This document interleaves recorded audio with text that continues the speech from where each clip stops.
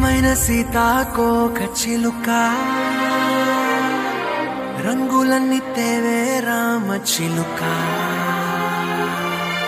చుట్టుపక్క రాజ్యం నీది గనక రక్క విప్పి రావే బిడియ మనక యవ్వనాల తోటల్లో నిన్న మొన్న ఏనాడు ఇంత కళలేదే ఇంత దాకా విచ్చుకున్న పువ్వుల్లో కుప్పుమంటూ ఈనాడు కొత్త రంగు రాసిందే